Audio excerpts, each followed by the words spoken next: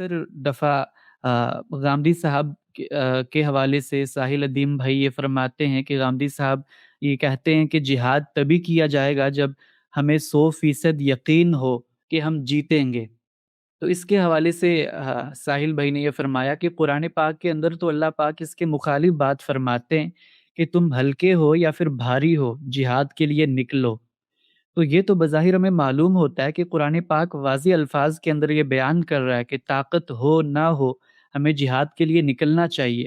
جناب، ہمارا جو اس باب میں موقف ہے وہ بھی بالکل غلط بیان ہوا ہے۔ کہیں آج تک غامدی صاحب نے یہ نہیں کہا کہ 100% آپ کو یقین ہو۔ جب بھی بتایا ہے وہ یہ بات بتائی ہے کہ خود قرآن مجید نے یہ ہمیں ہدایت کی ہے کہ آپ کو اقدام کرنے سے پہلے اپنی طاقت کا جائزہ لینا ہے، اور خود قرآن مجید نے جس وقت پیغمبر کو مبعوث کیا اور اس کے ساتھ الہی نصرت کا قانون متعلق تھا، اس موقع پر بھی یہ بتایا ہے، بدر کے اندر بتایا ہے کہ اب نسبت مختلف ہے، اور پھر سورہ انفال میں بتایا ہے کہ اب بعد میں صورتحال کیا ہو گئی ہے۔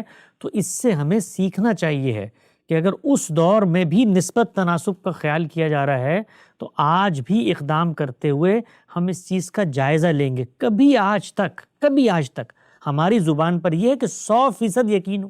بھئی 100% یقین کے بعد آپ کو غور و فکر کیوں کرنا ہے؟ پھر تو آپ چڑھ دوڑیں۔ ہمیشہ یہ بتایا کہ اقدام سے پہلے طاقت کا جائزہ لینا چاہیے، ہماری طاقت کیا ہے۔ تو آج مسلمانوں کی طاقت کیا ہے، اس کے بارے میں ہم آپ کے خیال میں مسلمانوں کی طاقت عالمی طاقتوں سے بڑھ چکی ہے، تو بھائی آپ قائل کریں مسلمانوں کی حکومتوں کو کہ جائیں لڑیں، اور اگر وہ نہیں قائل ہوتے تو جو لوگ لڑ رہے ہیں ان کے ساتھ شامل ہو جائیں نا، ان کے ساتھ شامل ہو جائیں۔ ہمیں آ کر سبق نہ دیں کہ جی مسلمانوں کی بہت طاقت ہے اس لیے ہمیں تو لڑنا، تو جو لڑ رہے ہیں ان کے ساتھ جائیں نا بھائی۔ آپ اس وقت بھی مسلمان، پچھلے 50 سال میں 200 سے زیادہ مسلمانوں کی مسلح تحریکیں اٹھی ہیں اسی نقطے کو لے کر کہ ہمارے پاس بہت طاقت ہے، ابھی بھی جاری ہیں۔ وہاں داعش موجود ہے، القاعدہ موجود ہے، طالبان موجود ہیں، ادھر حوثی موجود ہیں، ادھر حماس موجود ہے، سب مسلمان ہیں نا، لڑ رہے ہیں۔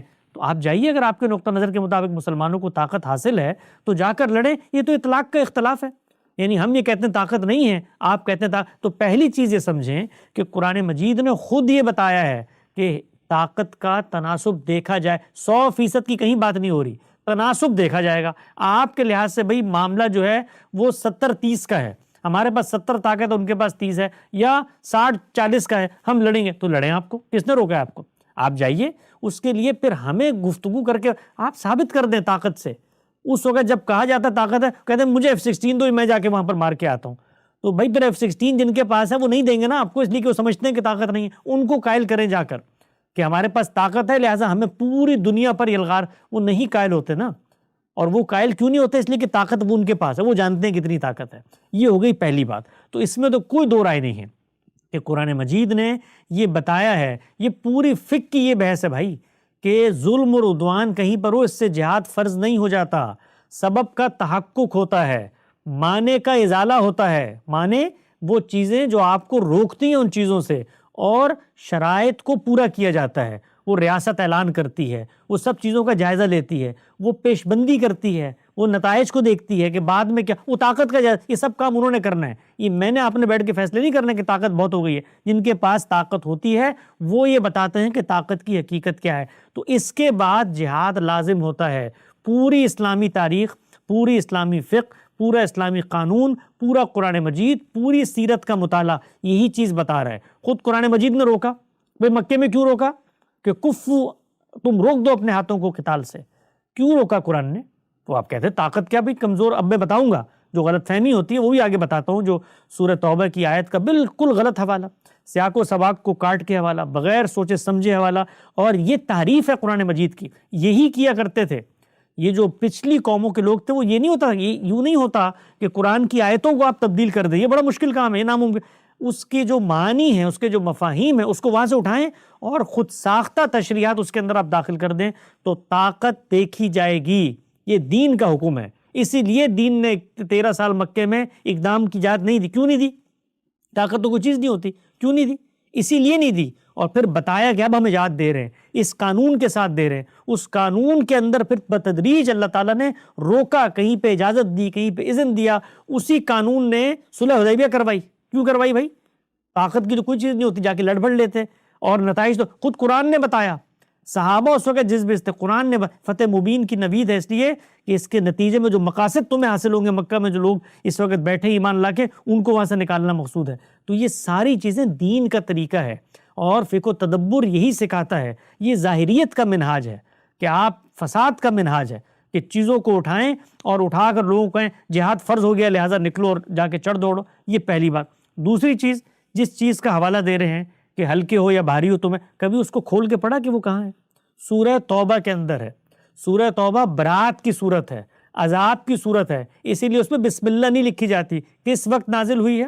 کبھی سورہ کو ابتدا سے پڑھنے کی جسارت کی کہ وہ یہ بتاتی ہے کہ اب الٹیمیٹم دیا جا رہا ہے لوگوں کو اور اس الٹیمیٹم کے بعد قتل عام ہے. فَاقْتُلُوا الْمُشْرِكِينَ حَيْثُ وَجَدتُّمُوهُ خُذُوهُ وَاحْصُرُوهُ وَاقْعُدُوا لَهُمْ كُلَّ مَرْصَدٍ. یہ گھاتوں کے بلوں میں بھی چھپیں گے تو ان کو نکال کے, کیونکہ یہ خدا کا عذاب آ چکا ہے. یہ حرم کے پردوں میں بھی ہوں گے تو ان کے محاربین نہیں بچیں گے. اس عذاب کی سورہ کے اندر جس وقت یہ چوتھے شجرے میں آیت آتی ہے تو یہ آیت کس موقع پر ہے؟ 9 ہجری. اور کب ہوا فتح مکہ؟ 2 سال پہلے.